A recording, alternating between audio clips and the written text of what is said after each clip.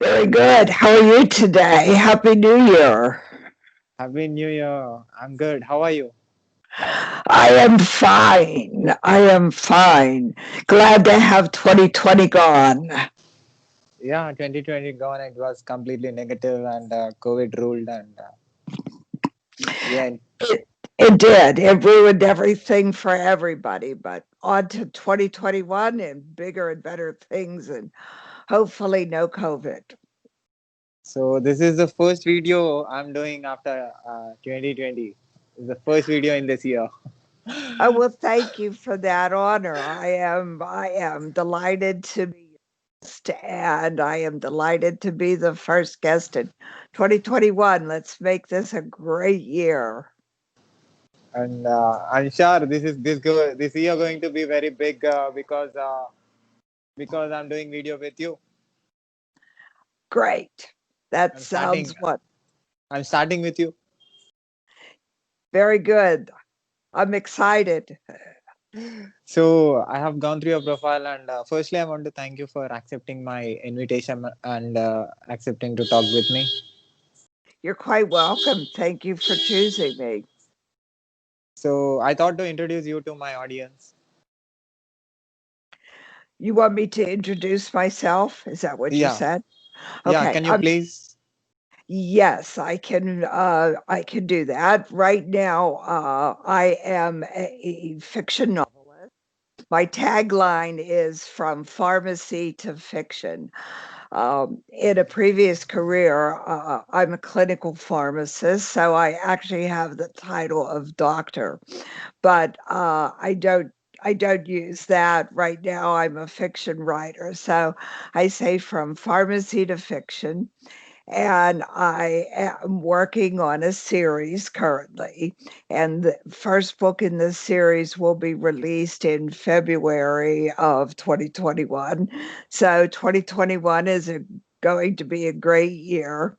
And the book is called Becoming Olive W.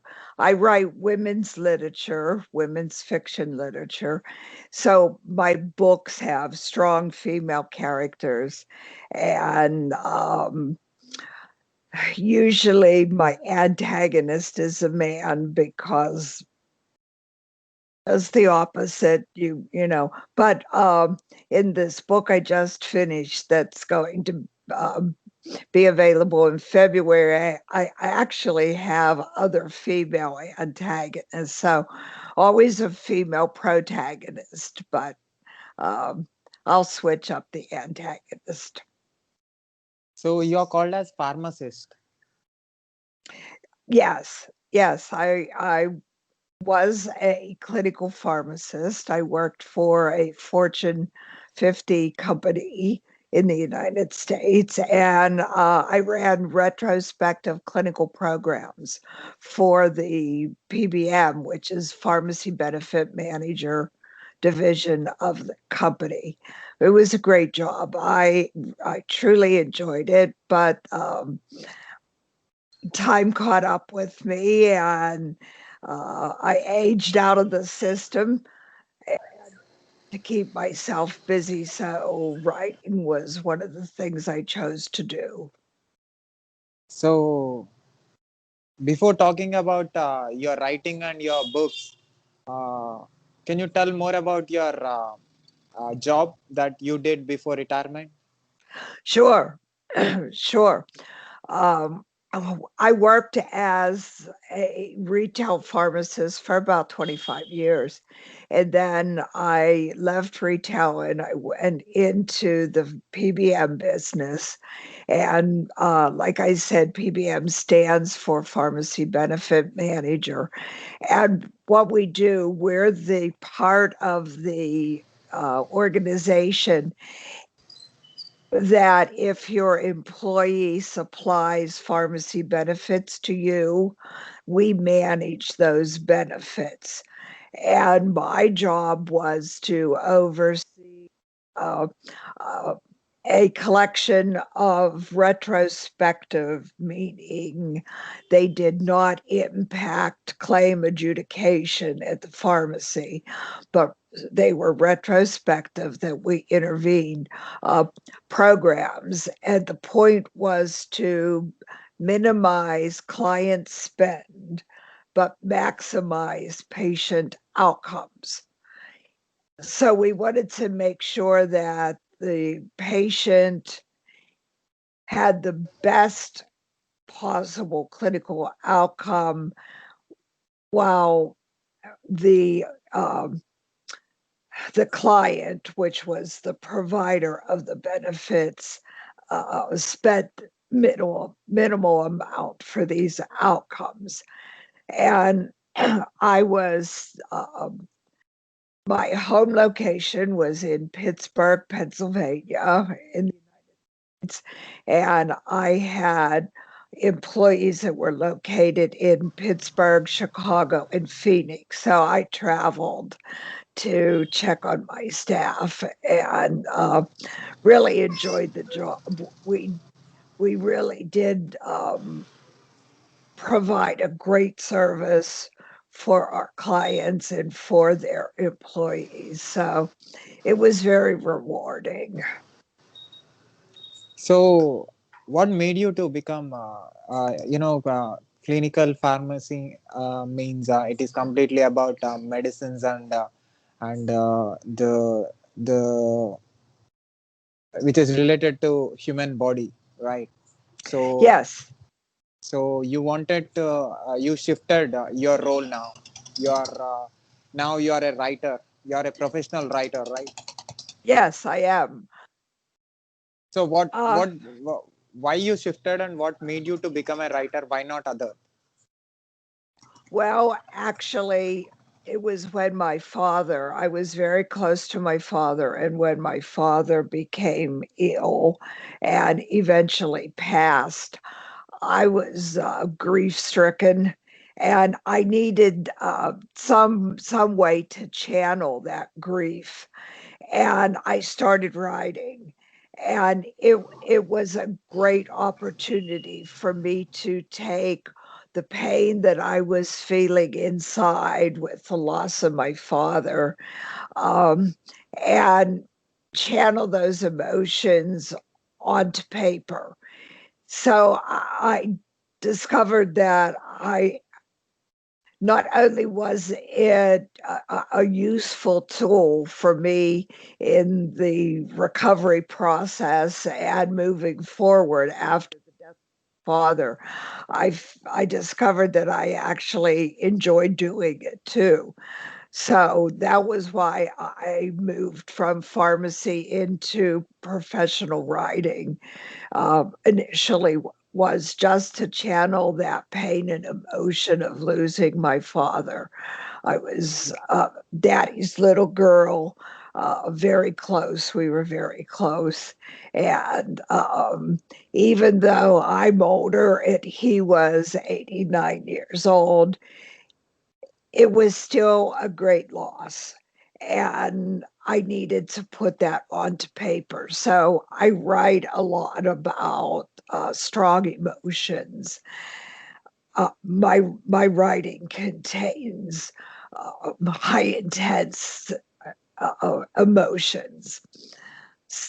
It was just it became a natural segue after losing my father.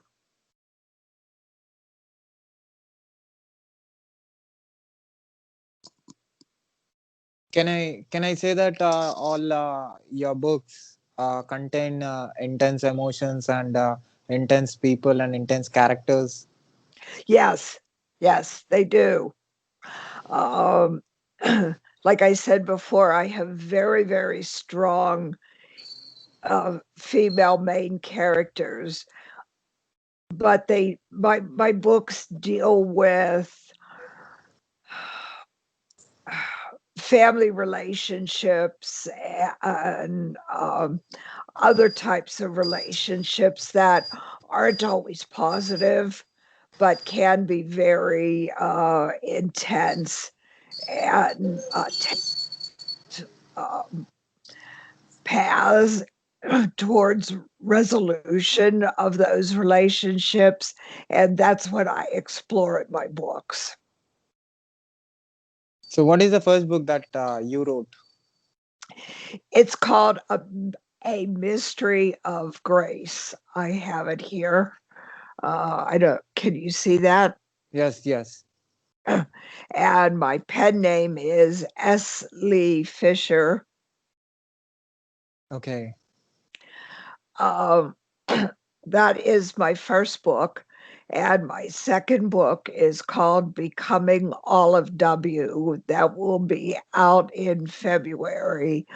My third book is titled Under the Grapevine, and that's what I'm working on right now. And that will probably be out in June. And under Becoming Olive Under the Grapevine are the first two books in a series of four that deal with the progression of this young girl all through her childhood in the early 1900s and continue through her family and eventually her demise and her children and grandchildren. So it is a family saga that starts in the 1900s, early 1900s, and it ends in early 2010. It is a timeline for the ending of the series. Nice. So, how much time you took to write your first book? Because you shifted your role, right? You was a pharmacist, and you said your writing is connected with your father, and so your emotion, and you decided to become a writer, and you wanted to express your intense emotion. Yes, it actually took about 9 months for me to write the first book because I didn't I didn't really know what I was doing. I was just doing it to help myself. And I wrote that book, published that book, and then I decided it was time to go back to school and actually learn how to be a writer. So that's what I did. I took courses on writing and publishing and marketing, and it took 3 months to write, three and a half months to write the second book. And it'll probably take me, uh, my planner has it scheduled out for 77 days to write the third book. So I'm now aware that I need to keep track of how many words a day I'm writing and translate that into how long it's going to take for me to finish a book. I approach it now as a business because I consider myself a professional writer. When I wrote the first book, I had no idea what I was doing. I was just sitting down, purging my feelings. And it turned out to be a pretty decent story. So we published it. So now I have it down to a science. I pretty have an idea of how long it's going to take based on word count and that type of criteria. So, at last, do you have anything to say to the world and to the people who watches this video? Well, first off, Happy New Year. Let's make 2021 a great year. If you're looking for something that is that is emotionally engaging, something that you can live vicariously through my characters, check out my books. They're available on Amazon. And I would love to have you sign up to be to receive my newsletter. You could do that at www.lee, Lee, Fisher, FisherSher.com. That's my website. So check out my website, sign up for my newsletter. I'll keep you posted. I have my newsletters written by my characters. So it's kind of a little bit of a twist. You get to have an insight into my characters uh, as if they were a real person communicating with you. And I think it gives you a little bit more of a connection with them other than just reading the book. They become a little bit more real. So check out my website, sign up for my newsletter. I'd love to have you follow me on Facebook. I have a Facebook author site. I'm on Twitter. Uh, Check me out on social media and give my writing a try. So I'll put all your links in the description of this video. People who watches this video will find you and will buy your books, and if necessary, if they will get your newsletters and whatever that you wanted and that they wanted can do together. So at last, have you watched any videos of mine on YouTube? Yes, I have. Um, I've watched 3 or 4 of them.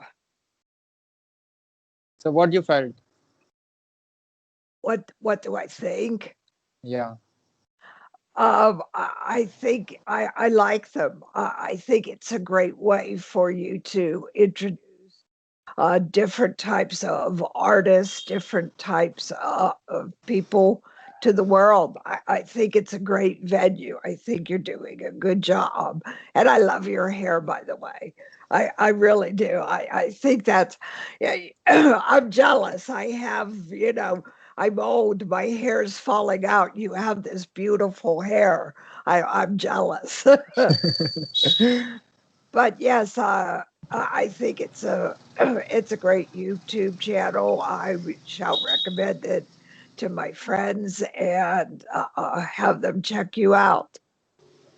Thank you, ma'am. Thank you for giving me your valuable time and telling your experience and telling about yourself and about your books and thanks a lot for accepting my request.